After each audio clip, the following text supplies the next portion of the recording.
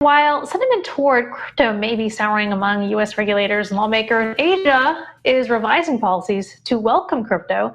Emily has the latest. Emily, tell us a bit about some of the advantages that crypto firms may have if they choose to go east. Are they considering it?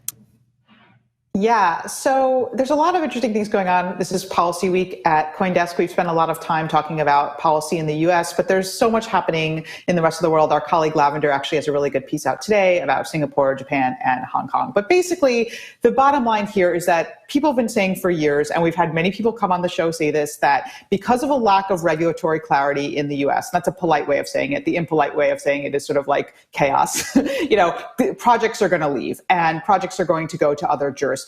And I think now, we have this FTX implosion. We've had all this rhetoric. Jesse also wrote a great piece for CoinDesk talking about like the mood in Congress and all the rhetoric in Congress. It's getting even more negative here in the United States, but it's negative, and this is my personal opinion, it's kind of hard to see the way forward. It's like, what is the US actually going to do? We've been talking about stablecoin regs. We don't actually have a timeline for that. So you turn to Asia, and what some jurisdictions in Asia have that the US does not have is relative regulatory clarity. So for example, Singapore has always been known as a relatively clear jurisdiction. Now, Singapore has been making noises about, protecting retail investors. They seem to be getting less friendly toward retail. But then you have Hong Kong stepping in, that's opening up to retail. Japan, where, as you know, I just was, and I have a big piece coming on that later, is actually very, very clear.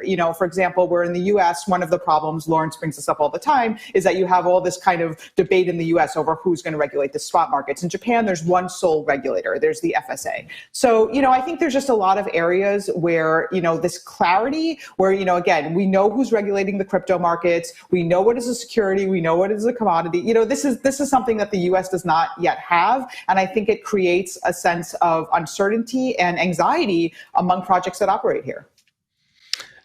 So Emily, what can we learn from, say, Japan and how they regulate it? You mentioned that they have one sole regulator. What do we learn from them, and what do we learn from their stablecoin issues and things like that? Sure. So Japan, we talked about this earlier, but FTX Japan is one of the few places that actually may allow for user withdrawal. So if this happens in February, as it is reported to be happening, this is a major victory for Japan. And there's specific aspects of Japan's regulatory environment that are making this possible. One is that they have rules about segregation of assets. So like you can't intermingle customer assets and exchange assets. They have strict rules about how much of customer assets need to be held in cold wallets, which is the vast majority. But more importantly, Japan has a crypto regulatory framework. The US doesn't have a lot of these things because it's still unclear who is regulating the crypto markets. We have like a patchwork of state regulations. And so when you have a crisis like this, it's very hard to act quickly and establish rules of the road because we don't actually know who is regulating what. So, what can you say about China? Oh, go ahead, Lawrence.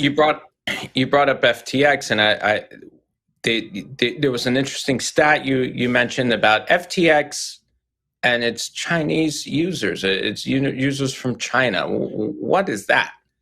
How did that happen? Yeah. So basically. Yeah, it's really interesting because basically we've been talking about Asia a lot. Asia, not China, because China has apparently been out of the crypto game for a while. They've been cracking down on crypto. And so we've sort of left China out of the conversation. But, we all know anecdotally that crypto trade is not dead in China. The problem is it's very hard to find data to prove this because the trade is not happening on official exchanges. So we sort of know that crypto is not dead in China, but we can't prove it. Now we actually have a data point from FTX. This is sort of a court document. This is such an interesting data point. It basically says that 8% of FTX's global users were in China. Now, again, I've heard from a long time that FTX was very popular in China and that you were able to use FTX global relatively easily in China, but I've never seen a data point like this. So 8% of global users in a country that supposedly has no cryptocurrency trade, I think is a very telling data point, and we just had some news today, basically that China is not dead. For example, the Conflux token has spiked 60% after integrating a popular Chinese social media platform. So the point of this is that don't count China out yet. China is very capable of revising policy very quickly, and we just don't know what's going to happen there. All right, Emily, thanks for that update. I guess the U.S. needs to get its act together.